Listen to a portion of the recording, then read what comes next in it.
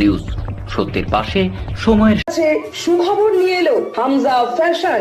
Hamza fashion, এখানে আপনি পাবেন মহিলাদের জন্য অত্যাধুনিক সাজ পোশাক, আছে কুর্তি, লেহেঙ্গা, শাড়ি, স্যুট, নকাব ইত্যাদি। আমাদের ঠিকানা Asansol GT road, Eastern Railway High স্কুলের বিপরীতে। তাহলে আর দেরি কেন, এবার পুজোতে আপনারা সবাই চলে আসুন হামজা ফ্যাশনে।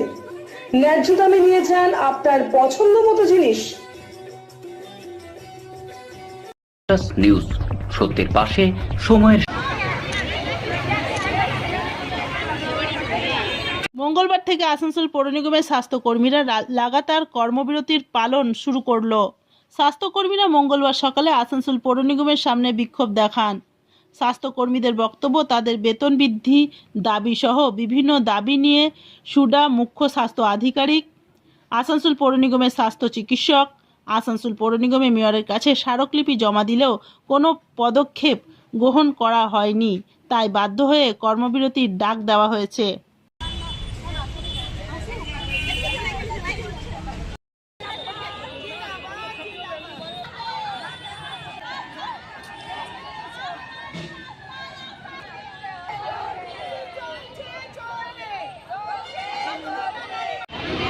আমরা আজকে এখানে কর্মবিরতি করতে বাধ্য হয়েছি। 23 তারিখ আমাদের আজকে পরিস্থিতি অনুযায়ী আমাদের আজকে পিঠ দেওয়ালে ঠেকে গেছে।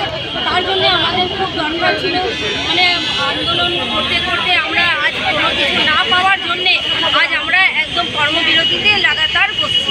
কি দাবি আছে আপনাদের?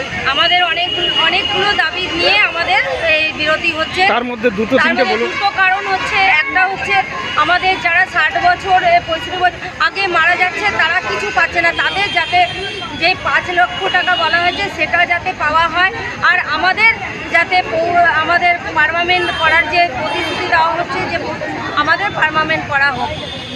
আপনাদের মূলত দাবি হচ্ছে পার্মানেন্ট করা হোক। হ্যাঁ, আর বেতন বৃদ্ধি করতে হবে।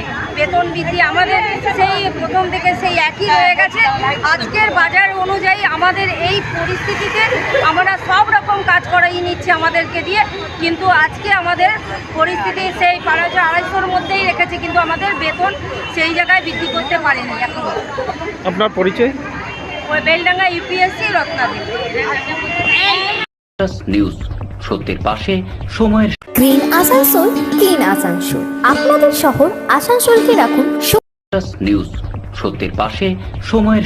কিন্তু কেউ জানে না আসামিদের বেতন, ওটাকে বললে হাস্য হবে, ওটাকে বেতন বলা যায় না। আটা বললেও তাকে অপমানই করে, কিন্তু কেউ জানে না আসামিদের কী অবস্থা। তাদের খেলা মেলায় প্রতিটা পদে তাদের চাই, কিন্তু আশা দিদিদেরকে যদি পুজো দেখে না।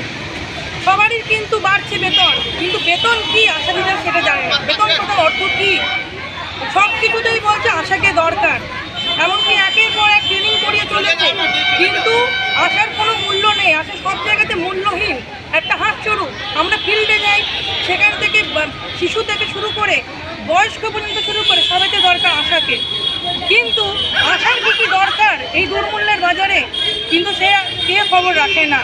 দিনের পর এক একটা আশা, প্রতিদিন আপনারা তো শুনে থাকবেন যে আশা মারা যাচ্ছে। কেন মারা যাচ্ছে? তাদের উপর কাজের বোঝাকে চাপিয়ে দেওয়া হচ্ছে ক্রমশ। আজ হতে হবে এই মেলা, যেতে হবে স্কুল ডিউটি, যেতে হবে আশাকে। আশা তো কিন্তু ডাক্তার নয়, কিন্তু আশাকে বলছে ওষুধ দিয়ে দেওয়া হোক। ওষুধ মানে এই নয় যে কোনো কিছু প্যারাসিটামল কিছু, শুধু বলছে ওয়ারে। তাহলে সেখানে আশা হচ্ছে প্রহসনের পাত্র। ফিল্ডে যাচ্ছে, এমন এখন নতুন একটা প্রজেক্ট লঞ্চ করা হয়েছে প্যাড। সেটা কী করতে হবে? এত প্যাডকে বলছে বিক্রি করো, 6 টাকা মূল্যে বিক্রি করো। সেখানে আশার লাভটা কোথায়? সেখানে আশা হচ্ছে প্রহসনের পাত্র হয়ে দাঁড়িয়ে গেল। এইসবে অন্যায় বিরুদ্ধে। আপনার নাম? আমার নাম হচ্ছে ভাস্বতী দাস মুখার্জি। আমি নিউজ সত্যের পাশে সময়ের।